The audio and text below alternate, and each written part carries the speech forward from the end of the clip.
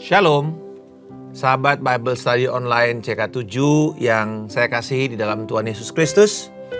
Berjumpa kembali dalam episode Amsal 28 yang akan mempelajari peranan Torah atau Taurat, yaitu yang artinya sebenarnya instruksi atau pengajaran terhadap mereka-mereka yang diberikan posisi atau jabatan untuk memerintah, dan juga bagaimana standar Allah kepada orang-orang yang berusaha untuk mengumpulkan kekayaan, atau bagaimana standar Allah di dalam memperoleh kekayaan. Karena menjadi kaya tidak salah, tetapi cara kita menjadi kaya itu yang akan diatur oleh Tuhan. Nah, kita melihat di dalam Amsal ini nanti adanya perbedaan antara orang benar dan orang fasik. Orang benar itu adalah orang yang hidupnya seturut dengan standar firman dan mentaati firman setiap hari. Dan orang yang berdosa atau orang fasik adalah mereka-mereka yang memang secara sengaja menegarkan tengkuk mereka atau memberontak, menolak pengajaran daripada firman Tuhan. Tapi sebelum kita melanjutkan bahasan kita ini, saya ingin mengajak kita semua untuk memfokuskan dan melihat bahwa Tuhan itu adalah Allah yang berdaulat dalam hidup kita. Dia baik, dia sungguh baik, tetapi lebih dari itu, dia adalah Tuhan dan firman-Nya berdaulat dalam hidup kita. Mari saat ini kita siapkan hati kita menyembah Tuhan. Bapa, kami bersyukur untuk waktu di mana kami mempersiapkan hati dan pikiran kami agar Roh-Mu menerangi, sehingga Kristus dinyatakan lewat firman-Mu, dan hubungan kami dengan Engkau Bapa akan semakin lama semakin manis, semakin intim mengenal Engkau, mengenal kasih setia-Mu, mengenal kebenaran dan keadilan-Mu. Haleluya. Oh, terpujilah Engkau Yesus. Bersyukur kepada Engkau Tuhan.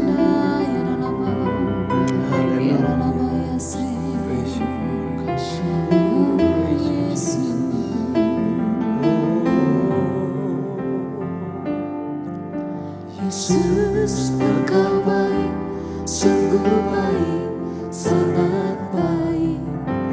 Yesus, Engkau baik, sungguh baik, sangat baik.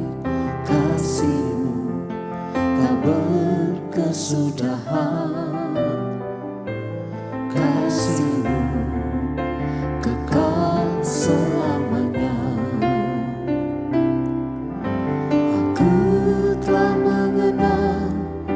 Kasih karunia-Mu, aku telah mengenal kasih karunia-Mu. Kau kaya, rela jadi miskin, supaya aku jadi kaya. Hosana, Hosana, Yesus Allahku. Hosana, Hosana, bagi Yesus Tuhanku.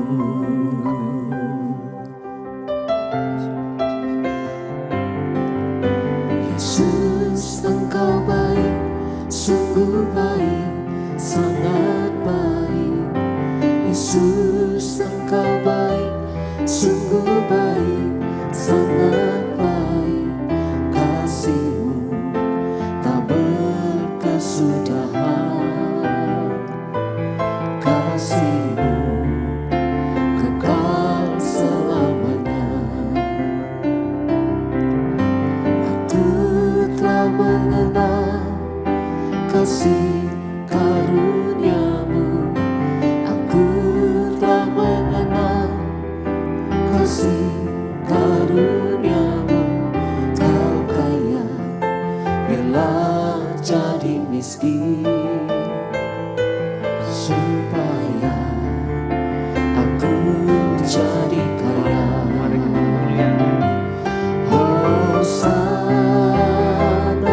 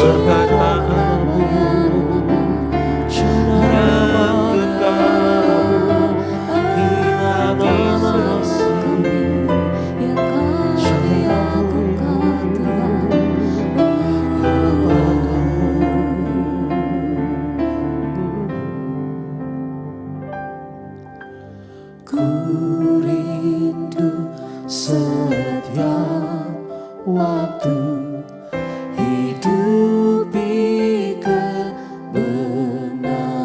Amin. Inilah doa kami. Bukan dengan kuatku, namun karena Roh-Mu. Yesus, Kau yang ku pegang teguh.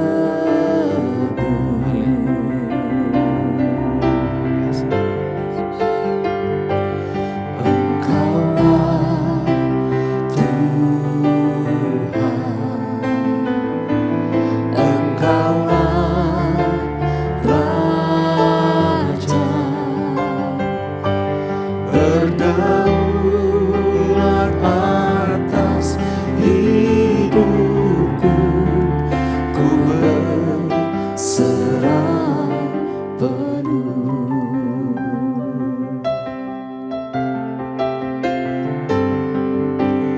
Ku rindu setiap waktu hidupi kebenaran-Mu, bukan dengan kuatku, namun karena Roh-Mu.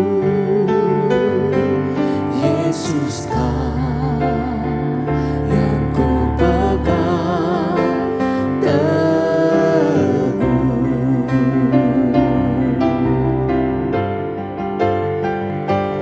Engkaulah Tuhan,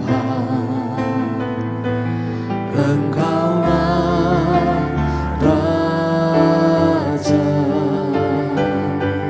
berdaulat atas hidupku, ku berserah penuh. Engkaulah Tuhan, Engkaulah Raja, berdaulat atas hidupku, ku berserah penuh. Engkaulah Tuhan, Engkaulah Raja, berdaulat atas hidupku, ku berserah penuh. Berdaulat atas hidupku, ku berserah penuh. Berdaulat atas hidupku, ku berserah penuh. Kami menyerahkan hidup kami hanya kepada firman-Mu, dan kami hidup menjalaninya, mentaatinya, sehingga Engkau Tuhan dipermuliakan. Dalam nama Yesus. Amin. Sahabat sekalian, kalau kita melihat Amsal 28, sebenarnya dia adalah satu kumpulan dengan Amsal 29. Jadi secara struktur, Amsal 28 dan 29 merupakan satu kumpulan.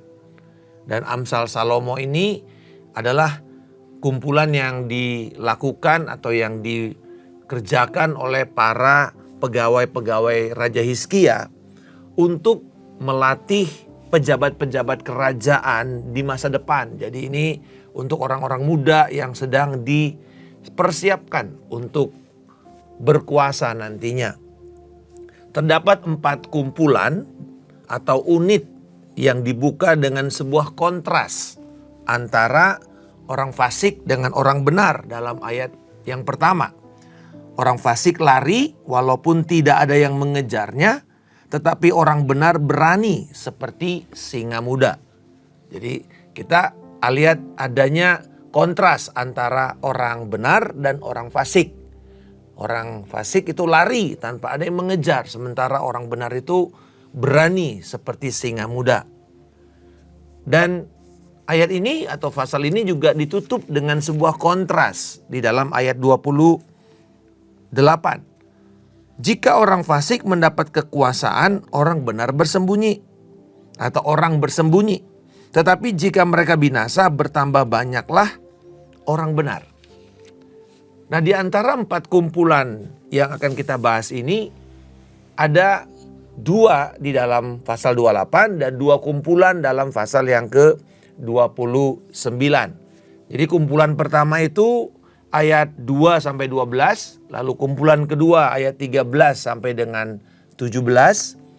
Sedangkan kumpulan ketiga pasal 29 ayat 3 sampai 15 dan ayat 17 sampai 24 sebagai kumpulan yang keempat. Nah, menariknya kalau ini 28, ini 29, di tengah-tengahnya itu yaitu pasal 29 ayat 1 justru adalah tema utama daripada kumpulan ini. Ya, ini menarik cara prosa atau puisi di dalam bahasa Ibrani itu tidak langsung harus semuanya ditaruh di depan. Nah, di dalam ayat 29 pasal 29 ayat 1 temanya adalah ini. Siapa menegarkan tengkuk walaupun mendapat teguran-teguran, sekonyong-konyong akan diremukkan tanpa dapat dipulihkan lagi. Jadi tema utamanya adalah siapa yang berontak atau siapa yang taat sebaliknya. Kalau dia berontak, dia akan dibinasakan secara mendadak dan tidak bisa pulih. Sementara yang benar, yang taat, yang bersedia untuk melakukan firman Tuhan, bersedia membayar harganya berapapun itu, maka mereka akan dipromosikan oleh Tuhan. Mereka akan hidup, mereka akan langgeng. Jadi kita melihat kumpulan ini akan membandingkan orang-orang yang memimpin atau yang berkuasa dan orang-orang yang mendapatkan kekayaan dengan cara taat, lalu mendengarkan pengajaran firman. Dalam konteks perjanjian lama kita tahu bahwa bangsa Israel ini diatur oleh Torah. Torah itu sebenarnya bukan hukum, tapi sebenarnya artinya itu instruksi, pengajaran. Jadi siapa yang mengeraskan hati mereka untuk tidak mau mendengar firman Tuhan, mereka akan berakhir dengan kebinasaan. Nah, mari sekarang kita melihat kumpulan pertama dan kumpulan kedua pada hari ini. Dalam kumpulan pertama, kita berikan subjudul hubungan antara Torah atau pengajaran firman terhadap para penguasa dan cara memperoleh kekayaan. Ayat 2 sampai dengan 12. Jadi ini tunduk kepada perintah yang berkaitan dengan kuasa dan kekayaan. Jadi bagaimana menangani kekayaan atau harta secara adil, dan ini akan membuat orang itu diperkaya. Sementara ketidakadilan, kerakusan, ketamakan, korupsi akan memiskinkan korban dan segera pada akhirnya juga para penindas yang melakukannya.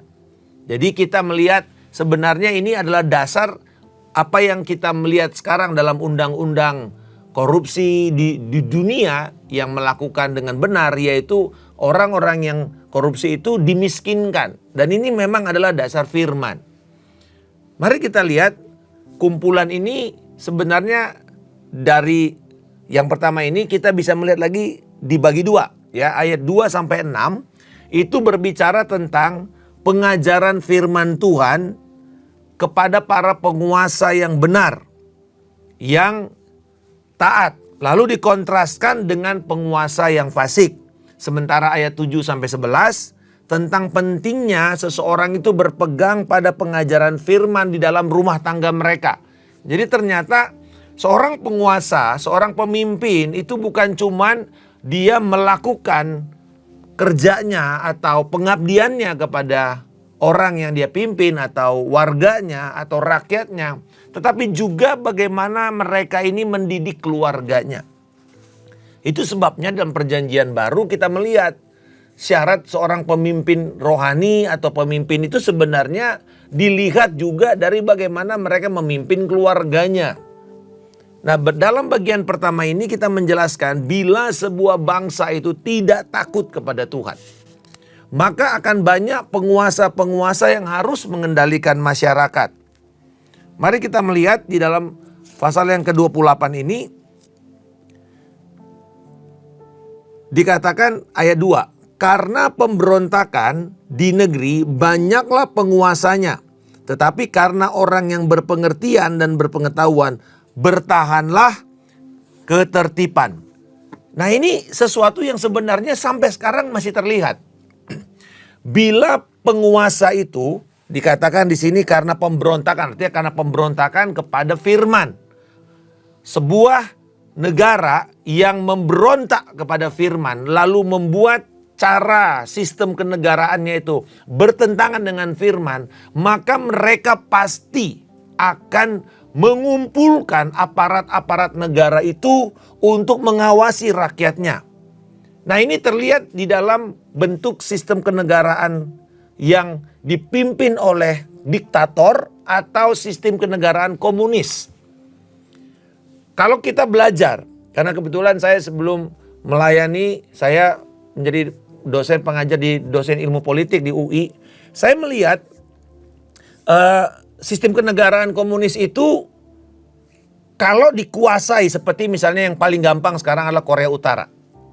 Di Korea Utara karena diktator ya Kim Jong Un sekarang memimpin sebagai pimpinan tertinggi, itu aparat-aparat keamanannya itu mengawasi rakyatnya. Bahlah dulu juga terjadi di dalam negara RRT ya Tionghoa, di mana waktu zamannya Mao Zedong itu orang-orang itu nggak boleh ngomong bisik-bisik. Jadi kalau Anda bertemu dengan orang-orang asli dari Cungko, dari China, mereka tuh ngomongnya keras. Satu sama lain ngomongnya keras walaupun deket. Kenapa? Saya waktu itu tanya, kenapa kalian ngomong keras-keras? Dulu Pak, nah gitu dia bilang. Waktu orang tua kita, kalau kita ngomong pelan-pelan kita dianggap sedang memberikan sebuah rahasia. Sehingga akhirnya kita bisa ditangkap. Anak bisa melaporkan orang tuanya. Dan itu terjadi banyak di dalam masa diktator komunisme. Dan sampai sekarang juga, para aparat negara, dulu di Soviet juga sama. KGB itu mengawasi rakyatnya. Memata-matai rakyatnya. Dan akhirnya gerak-gerik rakyat itu dikungkung supaya harus tertib, tetapi tertib dengan cara mengancam. Berbeda dengan negara-negara yang demokratis, ya, di mana ada kebebasan tetapi dibatasi oleh hukum.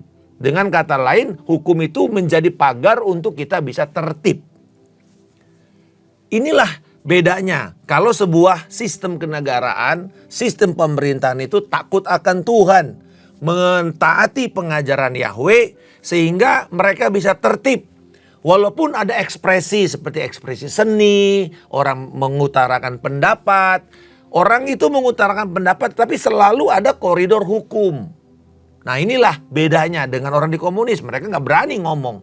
Kalau berani ngomong langsung pasti mati atau dikirim ke daerah pengasingan atau kamp kerja paksa. Dan biasanya mereka sudah hilang. Tidak lagi banyak yang ketemu. Nah, ini prinsip dari ayat itu tadi. Nah, di bagian kedua dari ayat 7-11 dikatakan sebenarnya seorang yang memelihara hukum adalah anak-anak yang berpengertian. Sedangkan anak-anak yang bergaul dengan orang berdosa, orang fasik, yang hanya menyukai kesenangan-kesenangan belaka akan mendatangkan malu terhadap orang tua mereka. Jadi kita tahu kan orang-orang yang kaya, yang spoil, yang dimanja, yang hidupnya terus hedon begitu ya. Itu ujungnya pasti akan mempermalukan orang tuanya. Kita tahu beberapa kasus-kasus di Indonesia, anak orang kaya tiba-tiba nabrak atau melakukan sesuatu dan memukuli orang, sehingga akhirnya mempermalukan orang tua mereka.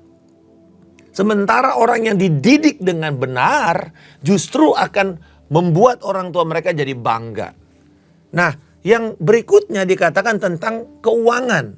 Bagaimana orang yang memakan riba. Nah, di dalam konteks perjanjian lama pada masa itu, orang itu kalau memberi pinjaman itu maksimal bisa menerapkan bunga 30% dari pinjaman. Wah, ini mirip-mirip kayak pinjaman online sekarang ya, bunganya 30%. Tinggi sekali sebenarnya itu.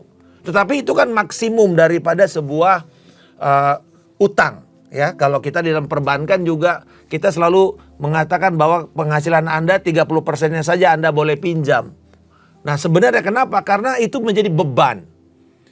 Dan di dalam firman Tuhan di Ulangan 23 ayat 20 juga ditetapkan sebenarnya bahwa kalau orang Yahudi atau orang Israel berhutang kepada sesama bangsanya tidak boleh menerapkan riba. Jadi tidak boleh ada bunga, tetapi kepada bangsa lain boleh. Nah, tetapi dikatakan di sini jangan kamu memungut kepada sesama bangsa Israel. Karena kan ini raja orang Israel kepada orang Israel. Kalau kamu menerapkan riba kepada bangsamu sendiri, kamu sedang menentang firman Tuhan. Dan bahkan dikatakan ayat 9. Wah, mengerikan sekali orang-orang yang menindas, menjepit rakyatnya dengan hutang yang begitu berat. Dikatakan apa? Tuhan tidak mendengar doa mereka. Doa mereka pun sebuah kejijian di depan Tuhan. Itu ungkapan kata mau muntah. Tuhan tidak akan dengar doa orang-orang seperti ini. Yang menindas dengan hutang-hutang yang berat. Nah, kumpulan yang kedua dari ayat 12 sampai 27. Ini terkait dengan hubungan antara Allah dan para penguasa dalam mendapatkan kekayaan atau mengumpulkan kekayaan mereka. Nah, setiap ayat-ayat ini menggambarkan jenis-jenis yang sangat spesifik tentang orang fasik. Yaitu dikatakan mereka yang menegarkan tengkuk, mereka yang menolak firman. Kecuali dalam ayat 17 dan 18, maka dari ayat 12 sampai 27 mengajarkan cara-cara orang benar dan cara-cara yang fasik dalam mendapatkan kekayaan. Kita melihat berbahagialah orang yang takut akan Tuhan. Lalu dikatakan kalau kamu menindas rakyatmu dan membenci laba yang tidak halal. Panjang umurnya. Membenci laba yang tidak halal. Ini kan salah satu cara orang-orang mengumpulkan keuntungan dengan cara yang tidak benar. Maka umur mereka pendek. Bisa saja mereka langsung tertangkap, mereka penjara, atau kemudian mungkin ada orang yang marah lalu kemudian membunuh orang tersebut. Banyak hal. Tapi benar di sini dikatakan, bila kamu tidak menindas, kamu tidak mengambil keuntungan dengan cara yang tidak halal. Dengan kata lain bahwa bukan berarti kita tidak boleh membuat profit. Karena dikatakan laba yang tidak halal. Berarti ada laba yang halal kan? Nah, profit seperti ini yang dikatakan jangan kamu lakukan kalau kamu tidak mau, umurmu pendek. Nah, ada cara-cara yang benar, cara-cara yang berkenan kepada Allah. Yaitu apa? Kita simpulkan di dalam 12 sampai 27 ini, yaitu cara yang tidak benar adalah dengan mendapatkan kekayaan secara cepat dengan sikap yang kikir, tidak mau bermurah hati, tidak mau menolong orang miskin. Itu yang cara yang tidak benar. Kan sekarang banyak orang-orang cepat kaya dengan money game, skimming, ya, menipu orang untuk mendapatkan kekayaan yang cepat. Atau mungkin dengan judi. Tetapi kita tahu bahwa di satu sisi ada yang cara yang benar yang Tuhan berkati, yaitu ketika kamu kerja keras, rajin, dan juga bermurah hati, benevolence, penuh dengan kebaikan, kasih, belas kasihan kepada orang yang memerlukan. Jadi sebenarnya Tuhan tidak menentang orang kaya, tetapi caramu mengumpulkan kekayaan itu yang akan menentukan kamu akan diberkati langgeng sampai kepada keturunanmu, atau kita akan dihakimi dalam waktu sekarang ini, atau juga kepada anak-anak kita. Jadi kesimpulan dari kedua kumpulan Amsal ini adalah di ayat yang ke-28. Jika orang fasik mendapat kekuasaan, orang bersembunyi. Tetapi jika mereka binasa, bertambah banyaklah orang benar. Ini kejadian waktu terjadinya di Uni Soviet.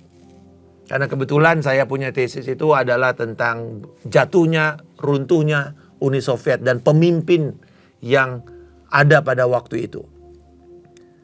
Menarik sekali bahwa pada waktu di bawah kepemimpinan Uni Soviet, kekristenan itu begitu tertekan. Dan kita tahu ini banyak, saudara bisa baca buku Voice of Martyr ya. Dan di mana di situ banyak sekali orang-orang hamba-hamba Tuhan, orang-orang percaya di negara-negara komunis ya, di negara-negara blok Soviet pada waktu itu, di Rumania, di Bulgaria, di Albania. Wah, ini Cekoslovakia, ini betul-betul cerita-cerita bahkan termasuk Jerman Timur pada waktu itu. Orang-orang itu begitu ditekan.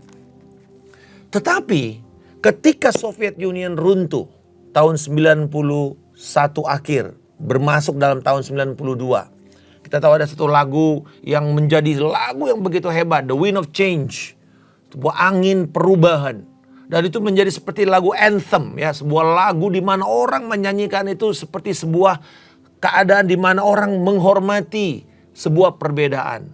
Runtuhnya tembok Berlin yang membatasi dua negara, Jerman Timur dengan Jerman Barat. Keluarga-keluarga terpisah, diruntuhkan. Nah, pada waktu itu apa yang terjadi ketika orang fasik runtuh? Dikatakan bangkit dan bertambah banyaklah jumlah orang benar. Karena pada waktu semua diktator ini, kediktatoran ini hancur. Seperti di Rumania pada waktu itu. Ketika runtuh, wah itu rakyatnya bersorak-sorak lalu mulai apa? Mendengar Injil. Makin banyak orang benar muncul, banyak gereja-gereja lahir, banyak hamba-hamba Tuhan. Ukraina pada waktu itu di Kiev, sekarang salah satu gereja terbesar itu ada di sana. Dan ini menunjukkan begitu hebatnya pengaruh, dan firman ini berarti benar. Bahwa ketika diktator itu berkuasa seperti Korea Utara, orang-orang bersembunyi. Saya punya teman-teman yang berusaha masuk kepada daerah Korea Utara itu. Mereka harus menyamar sebagai macam-macam, turis lah, pedagang lah, apa saja. Demi Injil. Karena satu jiwa itu begitu berharga. Amanat agung ini harus tetap kita lakukan sekalipun begitu banyak tembok-tembok penghalang yang sangat berbahaya. Bukan cuma menghalangi, bahkan bermusuhan dengan Injil. Tetapi firman ini benar, bahwa ketika mereka runtuh, Tuhan akan membuka begitu banyak kesempatan orang-orang benar ini akan dilahirbarukan. Mereka akan mendengar Injil. Jadi kita bisa melihat bahwa dari dua kumpulan Amsal di pasal 28 ini, kita melihat betapa pentingnya kehadiran orang benar itu.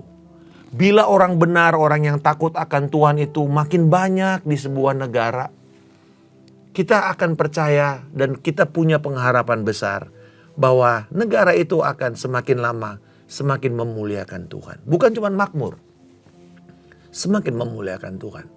Dan saya mau mengajak kita melihat sedikit ya di dalam sejarah. Ketika reformasi abad ke-16 terjadi di Eropa. John Calvin, Martin Luther di Jerman, John Calvin di daerah Switzerland, Theodor Beza. Mereka ini kemudian, atau John Knox ya. Mereka ini kemudian membawa Injil itu mereformasi dengan mengembalikan firman Tuhan ini kepada setiap orang. kita tahu ada satu semboyan mereka, sola scriptura, yaitu hanya firman Tuhan. Firman Tuhan yang utama dan terutama, yang pertama dan terutama. Sola scriptura. Dan kemudian ketika setiap orang mulai pegang firman, dulunya kan 1000 tahun lamanya, dari antara 400 sampai dengan 1500, Alkitab itu tidak bisa sampai di tangan setiap orang biasa. Alkitab hanya ada di biara-biara. Dan bahkan orang biara pun tidak mempelajari firman. Mereka mempelajari tradisi-tradisi gereja. Ajaran-ajaran daripada pimpinan-pimpinan gereja yang kadang-kadang itu bertolak belakang dengan firman. Tapi saya ingat waktu membaca kisah dari Martin Luther.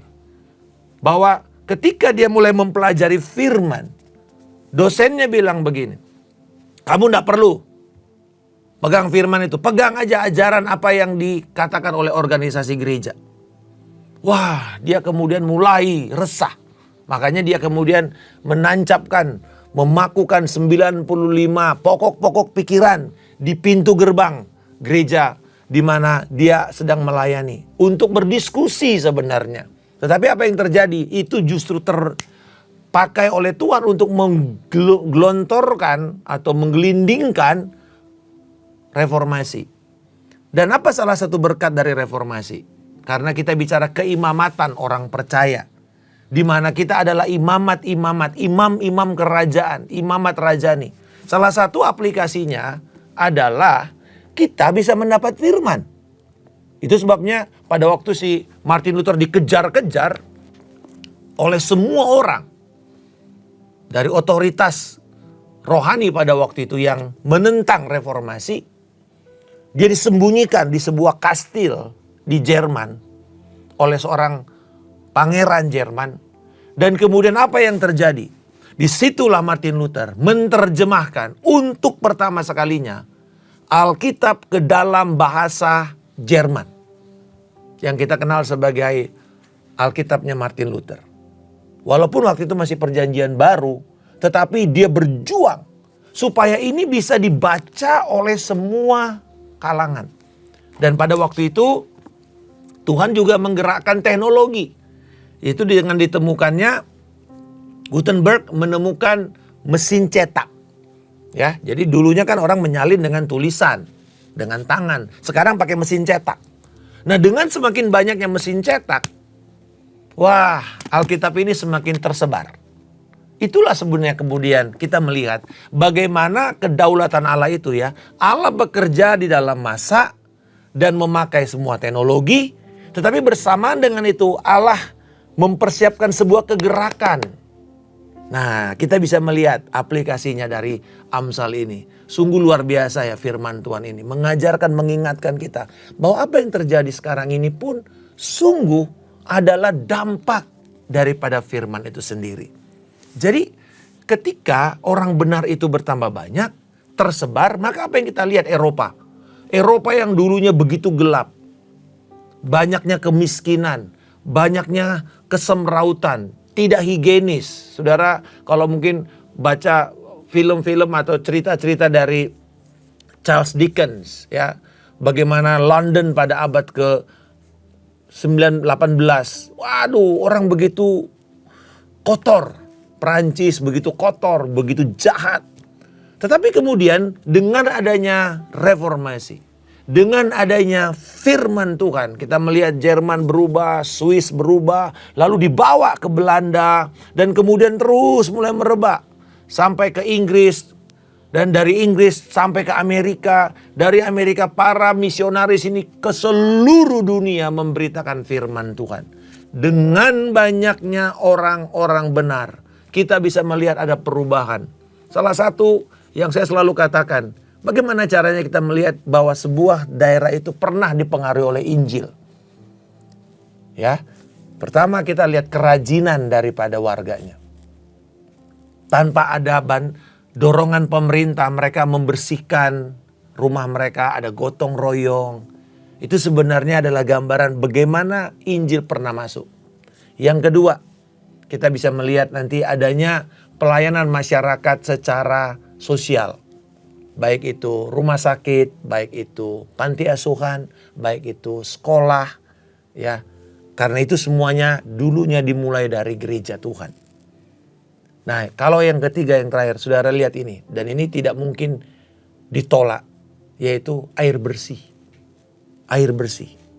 Bahkan negara-negara yang kita bisa minum airnya dari keran langsung, pasti pernah dipengaruhi oleh Injil. Saya pernah tinggal di sebuah negara yang mayoritas bukan orang Kristen. Nggak berani minum airnya. Sekalipun itu hotel terbaik, nggak berani kita minum dari keran.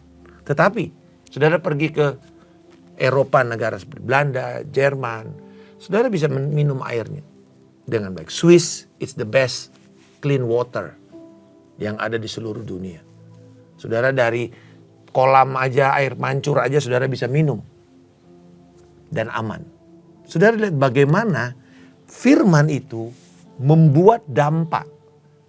Jadi kita nggak harus mengatakan bahwa semua orang harus wah bagaimana terhadap ini. Tetapi pengaruh firman itu membuat perubahan kepada masyarakat. Di mana ada kebenaran dan orang benar semakin bertambah banyak, maka ada pengharapan bagi umat manusia.